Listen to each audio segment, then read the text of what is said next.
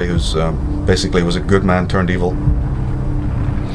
that the other wizards in the know, or the other elders in the know, continually warn anyone who should approach Saruman to beware his voice. The white wizard approaches. To beware his use of language, because that alone will hypnotize you, and no matter how strong you are, you'll be pulled into his web. Do not let him speak.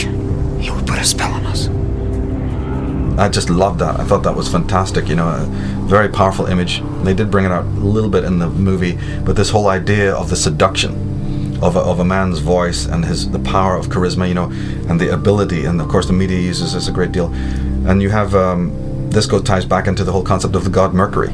If anyone's familiar with the symbolism of Hermes and Mercury and Thoth, and the earlier version of all of these gods was Ogma from the Celtic tradition, and even Hern being the origin of the word Herm or Hermes. It's all Irish Druidic. Those gods were the gods of language. Those gods were the gods of words. Those gods were the gods of communication, with the understanding that communication by words is a phenomenally powerful and important weapon of both the good and the bad side. Interestingly, Ogma, the Celtic god, his other two traits was strength. They taught symbolically like this. Okay, so Ogma is the god of language, but he's also the god of strength. Yes, because language is strength. Language is a form of power. Man who knows how to manipulate language and words is strong. What was his title, his name? They call him the Honey Mouth. Ogma the Honey Mouth, because, and I guess there's even Scandinavian, I think Loki had the power of that, almost a hypnotic, ability with words. Art is like magic. The science of manipulating symbols, words or images to achieve changes in consciousness. The very language of magic seems to be talking as much about writing or art as it is about supernatural events. A grimoire, for example, the Book of Spells, is simply a fancy way of saying grammar. Indeed, to cast a spell is simply to spell, to manipulate words, to change people's consciousness. And I believe that this is why an artist or writer is the closest thing in the contemporary world that you are likely to see to a shaman. When you hear these talismanic words like control, security, stronger America, strength, realize that they're talismanic words. They're being used against you. They're seduction words to try and get you to accept this because you don't have that. Well, you've been raped of that. The people who are selling you one story here have actually taken away the very things that you needed that were in your psyche to begin with. I am continuing and I am increasing the search for every possible path to peace. We maintain our strength in order to deter and defend against aggression, to preserve freedom and peace. No one, friend or foe, should doubt our desire for peace. The United States wants peace. We seek peace. We strive for peace. I pledged in my campaign for the presidency to end the war in a way that we could win the peace. I respect your idealism. I share your concern for peace. I want peace as much as you do.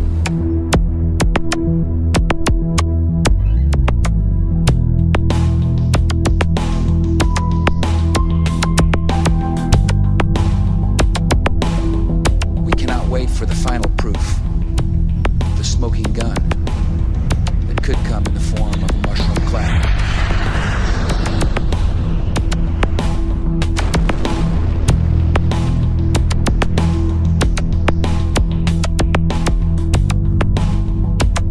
Saddam Hussein recently sought significant quantities of uranium from Africa. There is no doubt that Saddam Hussein now has weapons of mass destruction. Weapons of mass destruction. Botulinum, VX, sarin, nerve agent. Iraq and Al-Qaeda. Al-Qaeda. Iraq and Al-Qaeda. Terrorism. Cyber attacks. Nuclear program. Biological weapons. Cruise missiles. Ballistic missiles. Chemical and biological weapons. Iraq has weapons of mass destruction. President Bush has said Iraq has weapons of mass destruction.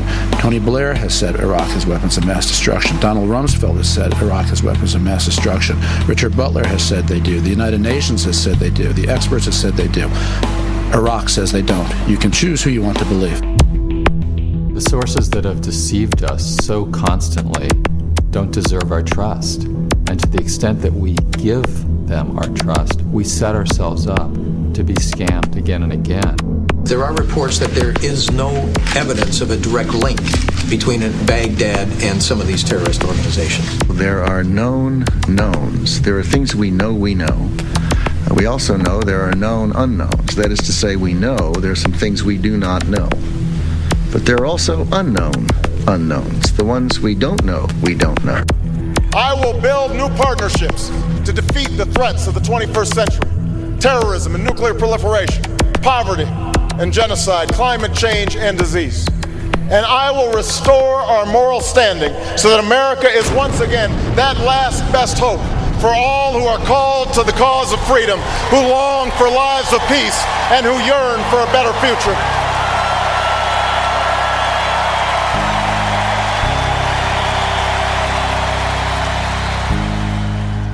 And this is used endlessly in the media by the drip feed method of just constantly downloading the same idiotic memes that you consciously would think you resist. But if they're repeated for the 10, 20 years and you've been growing up, before you know it, you're a parrot of all of that. You don't even realize it was implanted. That's the whole point. You're not meant to realize that your thinking is not your own. That's the smokescreen I was talking about. You're not meant to know that you're under hypnotism. You're meant to think you're perfectly normal. So they're going to sell you the most irrational, most satanic, most vile, pornographic lies, but they're going to sell it in a capsule that makes you think that you're perfectly spiritual, perfectly adjusted, totally normal. As this process continues, the division between the outsider who's really sane and the unsane gets wider and wider and wider. What are people complaining about? That they can't believe the world they're walking around in. Sane people are going, I can't handle it, I can't work, it's terrible, the people are idiots. Yeah, but that didn't happen last year, that didn't happen 2 months ago. You're seeing the symptom, not the cause. You're seeing the symptom of an immensely long, phenomenally detailed and interesting and complex. What was Soviet Russia? You can sum up the whole gig of communist Russia in one sentence. Experiment. Social experimentation. Meaning a split hairs as to whether it was a Darwinian experimentation or an Orwellian blah blah blah. It's an experiment in how to control human beings who very easily were controlled. Oh my goodness, 33 people are shot dead. Everybody is just tripping over themselves with awe and amazement and anger and frustration. Let me see, what else is going on in the world right now? What else has been going on since 2001? Let me see, what's happening in Iraq or Iran right now? Can we ask a question about that? What was going on during the previous George Bush? Was there a thing called Desert Storm in which millions of people were killed? Children were wiped out, incinerated? In Panama, were people not burned to death with lasers and incinerated in their own cars? Completely innocent people. Then we have Grenada before that. Grenada. There you have, where do we stop? How many wars do we need? But your children die. Of course it's horrible.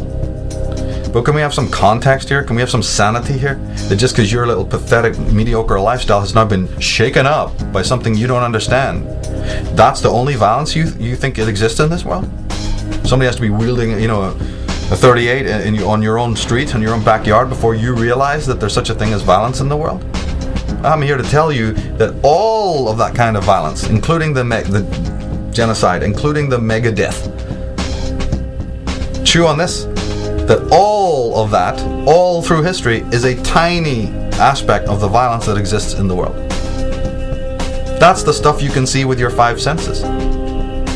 But as any competent psychologist will tell you, that is a very small, sadly, that is a symptom. That's what that is. That's an outpouring and outletting, a playing out in the world. Obviously helped and assisted by those who would like to have chaos rule in the world. Yes. But where is its roots? You're going to keep studying the, leaf? You're going to keep studying the bloom and not ask where the root is? Or we'll have a wonderful society tomorrow where they'll be able to prune that really easily. And we won't have any of that violence, because in fact we'll have a new world order. The chaos out of control. Everything's in chaos. People killing themselves. And we have a perfect structure now that will always deal with that. But will the root be ever looked at? If the root is not looked at, I don't care what kind of order or system is involved in the world of man that, prunes that or, keeps that nicely culled or caged or whatever.